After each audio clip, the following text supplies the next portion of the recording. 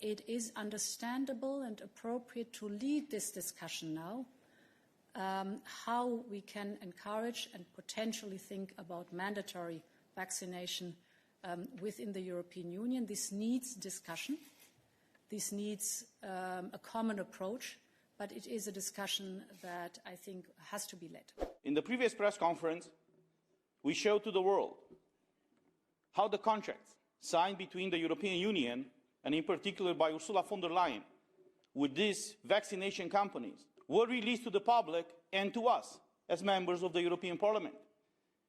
20, 30, 40% of these contracts are blacked out right now. Nobody in Europe, and even us, as elected by the people for the people, do not know what these contracts exactly contain. What are the clauses in these contracts? What provisions were agreed by the Commission and on behalf of the state by the Commission? So what we've seen happening with this pandemic clearly violates Article 1 of Treaty of the European Union. This is what makes the difference between a tyranny and democracy. When you know everything about what your government does, that's democracy. When the government knows everything about you, that is tyranny. Now, when these contracts that are worth billions and billions of euros, we don't even know the exact figures, are not fully disclosed to us, to you as journalists, and to the European citizens, that's a problem. We don't live in a democracy. We live in what is called a constitutional democracy.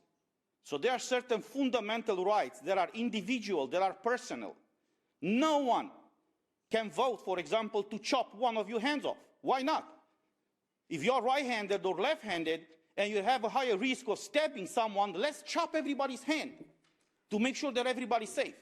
Is this the kind of society we want? That is the reason why there are certain fundamental rights that are individual and personal.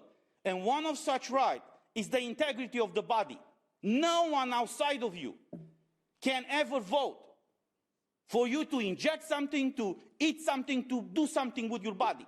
It should be solely your will and your wish what to do with your body. It's simple as that.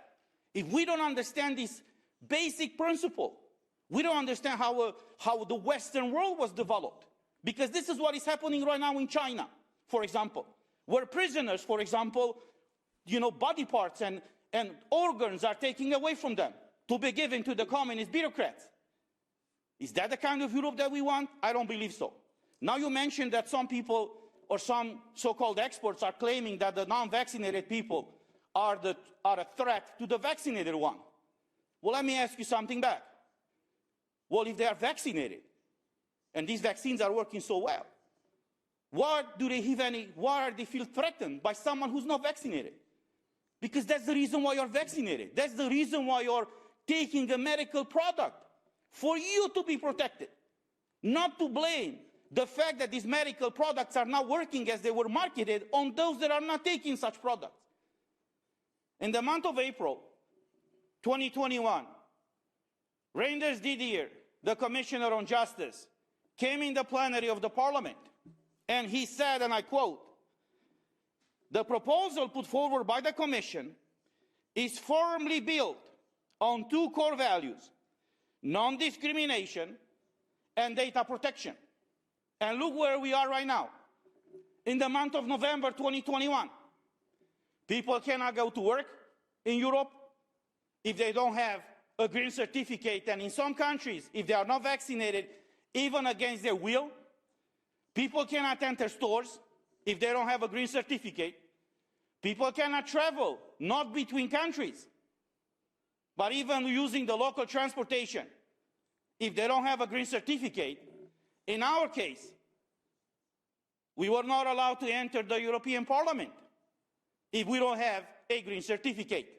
Because someone who's vaccinated can get infected and can spread the infection, and someone who's tested can be infected after the person leaves the place of testing. So what kind of Europe do we want? a kind of Europe where the rights and liberties of every European citizen is respected, or a tyrannical Europe, as the USSR was before, where people do not have or are not acknowledged to have basic fundamental rights, but all these rights are seen by an unelected bureaucracy as privileges granted by the government. And I quote from Article 3 of the Charter of Fundamental Rights of the European Union, which states the following: rights to the integrity of a person. Everyone has the right to respect for his or her physical or mental integrity. Paragraph 2 of Article 3 says, in the fields of medicine and biology, the following must be respected in particular: the free and informed consent of the person concerned. Now, is this happening right now in Europe or not? Because what we've seen happening in Austria, for example, people will not be able to exercise basic fundamental rights unless they are vaccinated against their will. This is what is happening in more and more countries. They are not acknowledging the side effects, as my colleague said. They are not acknowledging the basic fundamental rights of the people. And we live right now, slowly but surely. We are transitioning, we are witnessing the transition of the European Union from a democracy to tyranny. Many of us, actually all of us, he's from Lithuania, he was under USSR. They are from former Yugoslavia. I'm from Romania, a former communist country. We all lived in tyranny. We know what that is. That's the reason why we are speaking up. Because we don't want the citizens of Europe to live the kind of tyranny that unfortunately we all had to go through. We see what is happening in China right now with the social credit score, where the government is monitoring and surveilling all the people from the beginning to end. Everything that they do, everything, everywhere where they walk, they control everything and they watch everything. This is the example of a tyranny. When the government knows everything about you, where you go, what you eat, where you enter, that's a tyrannical system. And we've seen this system being implemented right now under the leadership of Ursula von der Leyen, slowly but surely in the European Union. The Green Certificate was just the first step. There are a few more proposals right now under debate in the Parliament. The European Wallet ID, for example, the European Social Security Card. All these things that are creating a system that will monitor, control, supervise, and condition. We should not forget that the European Union was created in a total opposition of the Soviet Union. Even in the article, in the first article of the Treaty of the European Union, it says, EU, it's an area of freedom, not of control, not of condition. So, or not of mass surveillance, an area of freedom. And it's our duty and our call to fight for this. If you're a free citizen, to go at every corner and show to another citizen that you are complying with the law, this is absolutely insane.